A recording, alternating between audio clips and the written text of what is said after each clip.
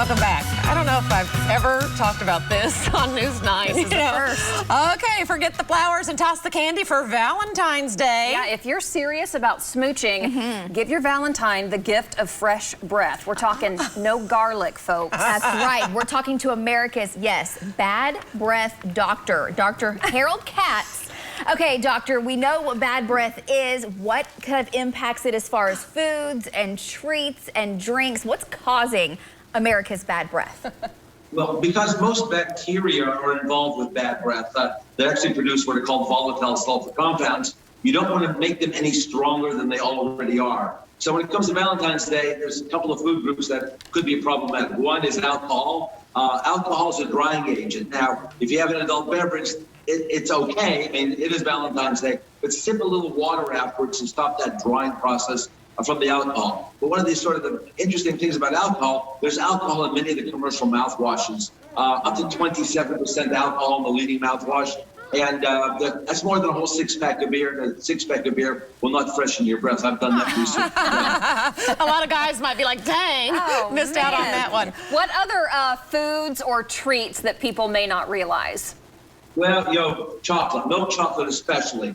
Chocolate has sugar in it, milk chocolate has dairy. The mechanism by which these bacteria create odors is they chop up proteins and extract the sulfur from the amino acids. The problem is dairy has a lot of sulfur in those amino acids. People get a sour milk odor. After a lot of people have problems even digesting dairy proteins. So we recommend is dark chocolate. I've got some dark chocolate over here. Okay. Much better, very little sugar and much less dairy. You're much better off. Even if you dip your strawberries in chocolate, make sure it's dark chocolate. Okay, what about like gum, candy, mints? Does it just mask it for a moment or does it help? Yeah, that's a very short time. Yeah, and if the gum and mints have sugar in them, you really got a problem because you're actually feeding the bacteria over long periods of time. Again, what we recommend, number one tip is drink more water. You need to keep hydrated, and the reason for that is saliva is nature's way of keeping your breath fresh. You know, when you're around babies and they're drooling and they smell fantastic, it is okay. But on the other hand, if your mouth is dry, you get that morning breath, which lasts for 24 hours and nobody. Not fun. Doctor, can I just ask you, what made you decide to be a bad breath doctor in the first place?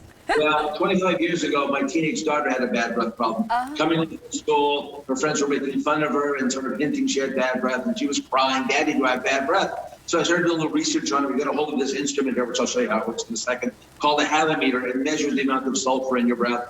And after trying various formulas, we came up with a formula which is now called Therabreath, which uses oxygen. That's the natural enemy of the bacteria. Now she's my chief financial officer. I love it. So oxygen and water, yeah. Yeah, so what happened, is I didn't realize it. No way. Oh, gosh. No, so he's eating garlic. Let's say you're at a party. Okay. And if you want my breath in, sure. Okay, All here we right. go. Off the charts. No, I'm joking. What does it say? Yeah, like 800. Anything above 100 means it's bad. That's already 800. Oh, okay. Okay, so now you're going to... Mixed with some of the mouthwash. As you can see, it's clear. Okay. There's nothing artificial in it. Cheers. Okay, spit it out, and then you're going to breathe again. Yeah, now usually you do it for 30 seconds because you want to make sure you cover every area. You also want to make sure that you brush the back of your tongue. That's the most area where bacteria live. And also gargle. They love to get in the nooks and crannies of your tonsils. That could be a problem. All right, where are you right now? About to blow.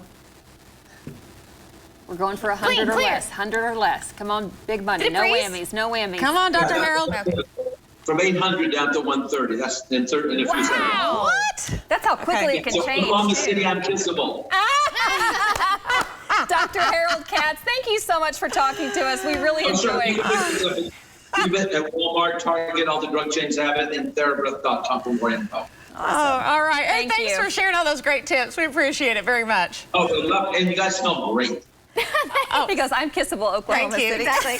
All right, we're blowing you a kiss, sir. There you go. I was scribbling down so quickly all the things that he was talking about. Basically, drink more water, but really alcohol, milk, chocolate, dairy, sugar, that's what causes it. So Everything we eat. on Valentine's Day especially. We're in trouble for sure. All right.